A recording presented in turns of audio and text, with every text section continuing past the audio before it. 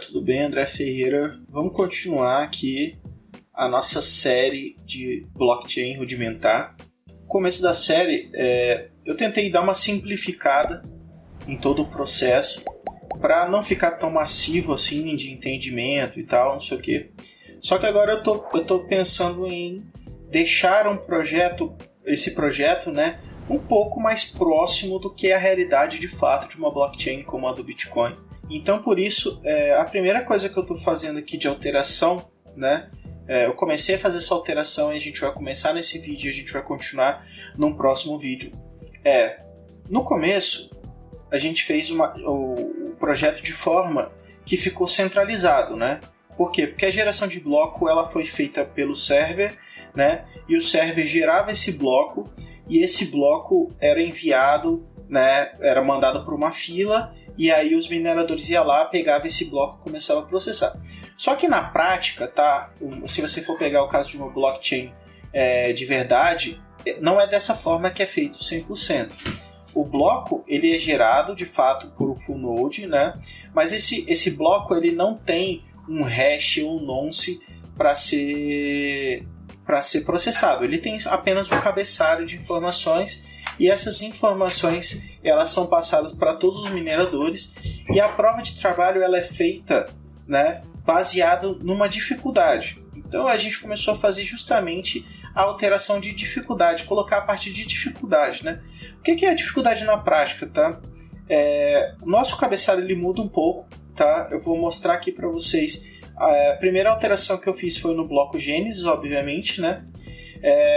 Uma alteração que eu fiz aqui no Utils foi colocar essa função getNextBlockID, tá? Então eu passo o ID do bloco anterior e ele me gera o próximo, é coisa bem simples, tá? Essa função não tem nada de muito excepcional. No caso a gente recebe aqui um hexadecimal, né? Transforma em inteiro novamente, né? Usando essa função parseInt e colocando aqui 16. Incremento esse número, tá? Voltando ele para hexadecimal de novo. Então o bloco 1, depois bloco 2 e por aí vai. Sempre hexadecimal, né? Então vai até FF e por aí vai. Para esses blocos serem sequenciados, né? Em vez de ser um ID randômico, como eu tinha feito anteriormente. Segundo ponto que eu fiz, que eu adicionei aqui, que a gente não tinha antes na geração do Gênesis, e também, eu acho que no Gênesis eu ainda não coloquei, mas eu vou colocar, que é a questão do peso do bloco, tá? Normalmente as blockchains elas cobram um custo, né, para fazer a transferência de acordo com o tamanho do bloco, né, com o tamanho das transações que você está mexendo. No caso da blockchain do Bitcoin, como as transações são simples, né, o custo é praticamente o mesmo, independente se você está trafegando uma unidade ou 1 milhão de unidades. Já no caso do Ethereum, como a gente tem os smart contracts, esse custo de transação ele pode variar muito, porque quando você está, por exemplo, criando um smart contract dentro da rede, o tamanho do bloco, né, dessa transaction é muito maior, então a gente sempre precisa saber o tamanho desse bloco para poder calcular quanto que ele vai custar, e a gente vai implementar justamente esse sistema muito próximo do Gas, que existe lá na rede Ethereum, tá? Então depois a gente vai ver essa questão também.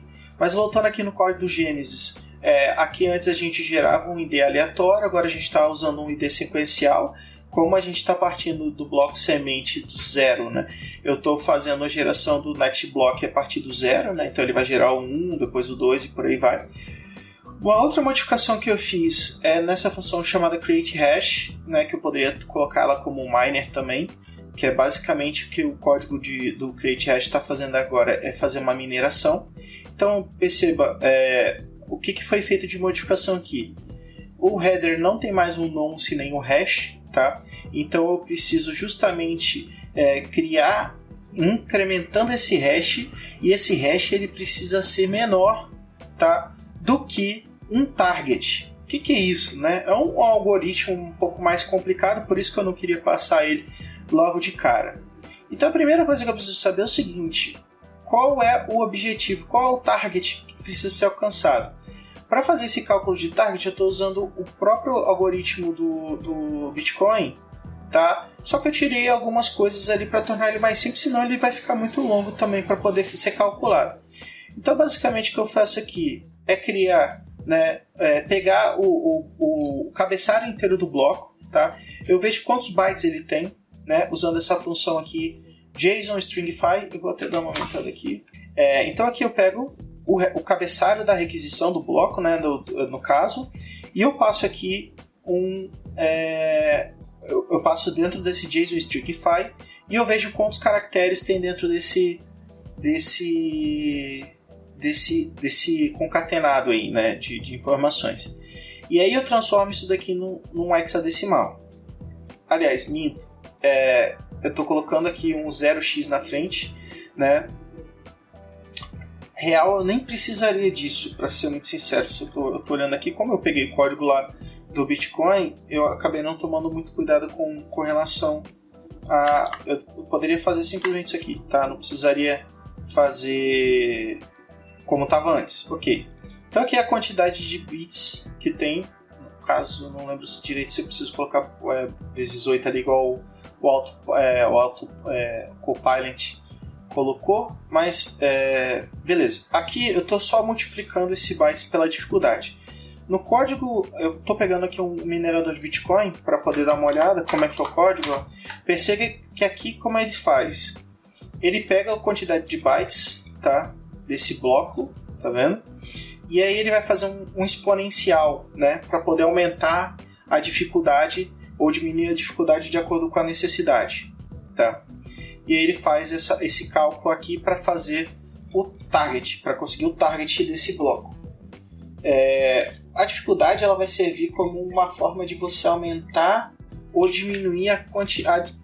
O termo dificuldade já é bem, né, autoexplicativo. Quanto mais difícil, mais tempo demora para poder o minerador conseguir validar esse bloco, tá? Então, na prática, todos os mineradores recebem esse cabeçalho e ele vai começar a testar, né, vários nonces diferentes até conseguir achar um nonce que seja um hash que fique menor do que o target, tá? Então, basicamente, esse é o processo. Então, aqui eu estou gerando, aqui no Genesis, eu chamo a função createHash. Aqui dentro da createHash, ele vai criar o target, né? Ele vai pegar aqui e vai ver qual é o target final ali daquele cabeçalho. Depois a gente começa a fazer um looping simples aqui, tá? Esse looping a gente vai começar o nonce em 0 e aí a gente vai começar a testar seguindo esses padrões. Eu adicionei aqui a transactions também como parâmetro da encriptação, tá? Colocando o nonce aqui e o nonce como chave. E aqui eu tenho a função de encriptar, que eu estou usando aqui embaixo, a função é AES192, tá? Se não me engano, o Bitcoin usa ela também, se não me engano. Ou não lembro direito se é o Bitcoin ou é o Ethereum que usa essa AES192 também como forma de encriptação, para deixar o processo mais complexo. Se eu quisesse ter deixado, eu posso tirar essa parte de encriptação, que aí vai deixar a mineração mais rápida, tá? Mas eu quero que tenha um pouquinho de dificuldade na mineração, por isso que eu estou colocando essa função de criptografia. E depois que eu criptografo a data, né, eu mando gerar um hash dessa data. Então, na prática, o que eu preciso que aconteça aqui? Eu preciso que o nonce ele vai sendo incrementado, né, de 1 em 1, né, ele vai rodar dentro desse loop. Ele vai passar por essa função de criptografia, depois vai gerar um hash, e eu preciso que esse hash ele seja menor do que o target. Então o target tem essa função aqui que eu criei chamada foundHash, tá? Que é bem simples. No caso aqui eu mando o target, mando o hash e mando aqui um buffer compare que tem que ser maior que 0. Então se esse resultado aqui me retornar verdadeiro, quer dizer que o hash que foi encontrado é menor do que o target, então consequentemente eu paro, né, o for aqui, o while, no caso eu estou usando do while aqui, e mando a resposta falando, o nonce é esse aqui e o hash é esse aqui. O que na prática isso quer dizer? Quer dizer que eu peguei os dados de cabeçalho, eu criei todo um processo para poder validar e testar até encontrar um resultado que seja compatível com as diretrizes que o servidor ou os servidores, os nodes, me mandaram de informação. Então, tipo assim, como é que na prática isso funciona dentro do Bitcoin, por exemplo? O Bitcoin, ele gera esse novo bloco baseado no bloco anterior. Então, eu como minerador que criei o bloco, que consegui validar esse bloco, eu tenho autoridade para consolidar esse bloco dentro da blockchain e eu crio o próximo. Quando eu crio esse próximo bloco, né, que eu mando para a rede junto com a minha prova de trabalho aqui, essa função aqui de create block, ela pertenceria à mineradora, não ao full node, tá? E aí o full node, ele tem o trabalho de fazer o quê? Validar para saber se aquela prova de trabalho que eu estou enviando, de fato, ela passou nos critérios de avaliação de Proof of Work, né? E aí depois que o servidor ele valida que esse bloco de fato ele é canônico, ele é válido, aí sim ele é indexado, ele é consolidado dentro da blockchain e aí é gerado esse novo bloco baseado nessa consolidação do bloco anterior e consequentemente dentro dessa consolidação já vai quem foi o minerador que encontrou e por aí vai. Então é um pouquinho diferente. No caso aqui eu tinha feito uma parada um pouco mais simplificada para poder ser mais centralizada, né, para poder entender como é que é o processo em si. E agora a gente só está fazendo algumas adaptações mais pontuais para poder chegar mais próximo da realidade, tá? De fato começar a fazer uma descentralização dessa blockchain. Então qual vai ser os próximos passos aqui que eu vou adicionar aqui dentro do nosso projetinho, aqui no README, né? Então aqui, bloco Gênesis a gente já tem funcionando. Eu vou até pegar aqui um emoji, né? Que eu estou usando aqui, que eu acho super legal, que é esse validado aqui, ó. Então a criação do bloco Gênesis ele já está ok. Criação de blocos, hoje ele está parcialmente integrado, porque ele está ainda sendo feito pelo próprio servidor e não esse é o caso, tá? Aí a gente vai colocar aqui um outro cara que antes a gente não tinha programado, que é a criação do full node, tá? O sistema de mineração ele já está ok. O servidor HTTP a gente vai até tirar daqui porque não precisa. Process Carry já está ok. Create Blocks a gente vai colocar aqui por enquanto change for miner. A gente vai mudar essa criação de blocos para ser um processo que vai ser mandado para o servidor. A consolidação ela vai continuar existindo, ela já está semi-pronta aqui. A gente vai colocar full node. O que vai ser full node, né? A rede, para ela ser descentralizada, a gente não pode ter só um server, né? A gente precisa ter vários servers e esses servers eles precisam fazer sync, né? Então aqui a gente vai colocar aqui sync blockchain. Então esse processo de sync é justamente para a gente conseguir fazer vários servidores espalhados no mundo inteiro e esses servidores conversarem entre si. Então aqui a gente vai ter que ter um pub/sub, né? Então hoje a gente já tem bloco Gênesis, a gente já tem a criação de blocos, mesmo que a gente tenha que mudar, eu vou colocar aqui, né? A gente já tem o full node, a gente já tem implementation SHA-256 and AES-192 já foi implementado também. A gente vai criar agora o full node e vai criar o sync de blockchain e vai criar o pub/sub, correto? Então esses vão ser os próximos passos desse projetinho que a gente está fazendo aqui. Parte dessa alteração aqui eu já vou commitar para quem tiver curiosidade de dar uma olhada. Ainda não está 100% testado, né? E aí depois eu vou fazer testes.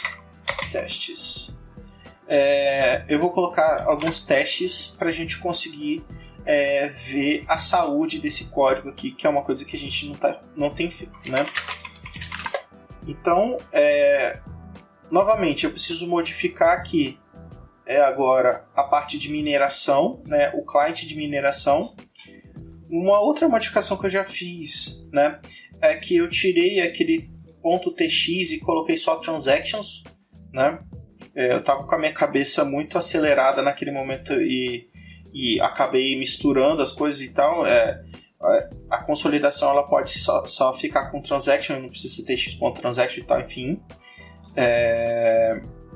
Então eu fiz a modificação do código tirando o .tx de tudo, né? E deixando só transactions, tá? Como array, né? Então ele já vai conseguir fazer toda essa consolidação de dados ali. Tanto que eu já gerei aqui o data JSON, né? Perceba aqui que a gente já tem o primeiro bloco que já foi validado, tá? Esse nonce, esse hash, ele já foi criado pelo nosso algoritmo de mineração ali, que a gente já modificou, né? Perceba. Então o nonce ainda está pequenininho. Aqui na casa das transactions eu fiz uma modificação, então ele já está aqui certinho e a assinatura ela já vai constar dentro da transação, tá? Então também vai ser feita uma modificação, que antes eu estava assinando as transactions como um todo. Agora eu vou assinar transação por transação, porque precisa ser validada uma por uma. Vamos ao próximo aqui. O Genesis foi feita aquela alteração. Então no caso aqui, modificação do get next block ID, né? O create hash agora está retornando o nonce o hash. O create hash, eu até vou mudar depois o nome dessa função, para miner, alguma coisa do tipo assim. Então eu estou passando o header, ele já me retorna a informação consolidada do negócio. Aqui no caso ele faz a assinatura, já joga para dentro. Não foi feita muita modificação dentro desses genes aqui. Essa parte aqui depois eu vou remover. Agora eu estou fazendo uma alteração aqui no server, justamente da parte de transaction, né? Tirando aquele .tx do código e colocando essa nova função do get next block ID.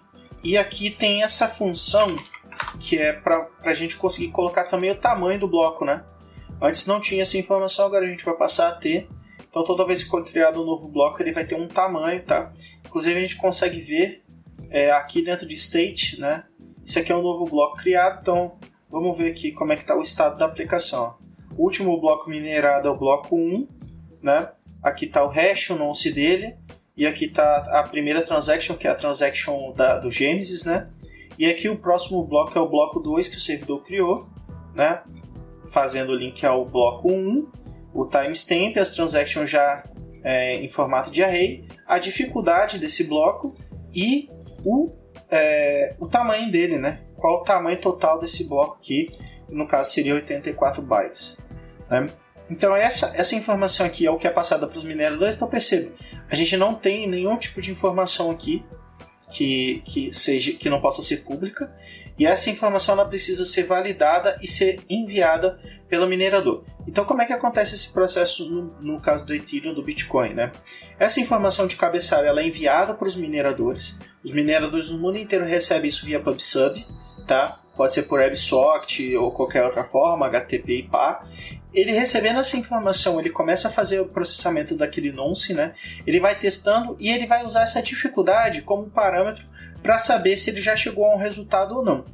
Depois que ele chegou a uma conclusão com relação ao hash, ele vai devolver isso para a rede. A rede ela tem a função de pegar justamente esse bloco e entender se essa validação realmente foi consciente, tá ok.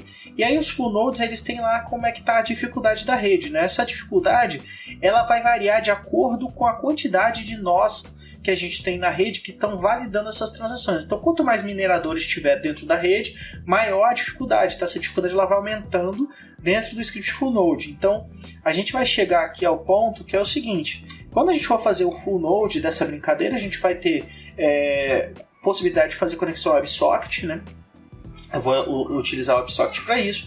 E aí o full node ele vai aumentando a dificuldade de acordo com quantos mineradores estão conectados nesse full node. Se os mineradores vão desligando, ele vai baixando a dificuldade. E aí o que na prática isso reflete? Se a gente tem menos mineradores, a dificuldade fica menor, então é mais rápido para poder fazer o processamento. Se tem mais, vai ficar mais difícil justamente para a gente ter uma competição entre esses esses mineradores. Fazendo um retorno positivo, o full node validando aquela transação como de fato uma transação válida, essa transação ela é anexada no blockchain local e ela é transmitida na rede para os outros full nodes. Então o que a gente vai fazer nesse full node? Em vez de a gente fazer a conexão da rede dentro do próprio script de server, esse full node ele vai servir como uma espécie de load balance, tá? Que vai receber todas as informações, vai consolidar essas informações em vários serviços que estão conectados dentro desse node via PubSub. Então a gente precisa ter uma conexão WebSocket rolando entre todos os nodes da rede, trocando essas informações, e caso o novo node seja plugado dentro da rede, ele precisa fazer um sync completo da nossa blockchain. Isso é, algum full node precisa mandar para ele a informação de como que está as informações do blockchain, para ele poder criar essa blockchain localmente também, que é assim que funciona em todas as blockchains do mercado atualmente. Quando você pode criar um node dentro do seu próprio computador, basta você ter espaço, você baixa um software, você pluga na rede, e essa rede ela vai começar a te mandar uma série de informações que vai consolidar essa blockchain local, e essa consolidação ela fica descentralizada. Por isso que a gente fala que blockchains são descentralizadas, porque todo mundo mantém um registro dessa blockchain localmente e todo mundo precisa aprovar cada bloco para ele virar canônico dentro da nossa blockchain. Se algum dos nodes não aceitar como canônico aquela mineração que o minerador está enviando, o que acaba acontecendo, que é uma possibilidade, é fazer um fork. Aí a gente não vai entrar nesse tema de forks agora. Eu acho que aí a gente já está indo longe demais, né?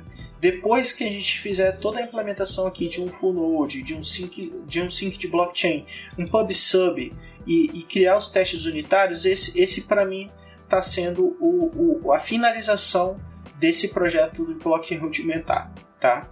Próximo passo a gente vai entrar em smart contracts. E aí quando a gente for falar de smart contracts, eu não vou fazer implementação nessa blockchain. Eu até pensei na possibilidade, mas isso é muito complexo de ser feito. Tem várias possibilidades de erro. Então a gente vai usar o Ganache e uma rede Ethereum para poder fazer os smart contracts. E aí a gente vai fazer smart contracts no padrão RC20, no padrão RC721A e no padrão 1155, e a gente vai criar outros smart contracts que não são padronizados nesses RCs, né? Nesse momento eu estou passando esse panorama de tudo que a gente está, que eu estou mexendo aqui no código. Eu vou comitar esse código agora, né? Então quem estiver acompanhando a série vai conseguir ver essas modificações.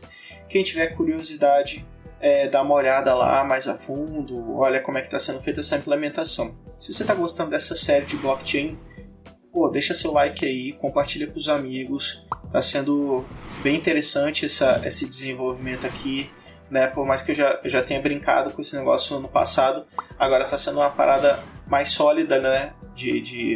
Tá servindo até para poder consolidar alguns conceitos que a gente acaba estudando superficialmente, né? Mas na hora de você implementar outros 500, né? Você consegue entender como é que funciona o processo na prática.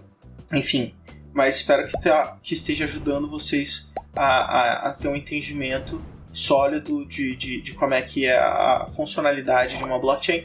Agora, obviamente que, né, cada blockchain vai ter suas peculiaridades, não é tão simples quanto a implementação que a gente está fazendo aqui agora. Quando a gente entra, por exemplo, numa Ethereum 2.0, cara, já é outro universo. A gente está falando de shards, de beacon e rollups e por aí vai. São implementações muito complexas, até de ser entendida como é que elas funcionam, né? Então, nesse não é o meu objetivo nesse momento. Nesse momento, para mim, é uma introdução, esse blockchain rudimentar, uma introdução para quem de fato quer entender sobre cripto, quer entrar, né, talvez se tornar um programador desse mercado de Web3 aí. É mais nesse sentido para quem já é programador, né? Eu não estou fazendo nada que eu estou explicando do zero a programação e tal. Então acho que nesse primeiro vídeo, né, eu vou ficando por aqui. Por último aí, acessa lá andreferreira.com.br.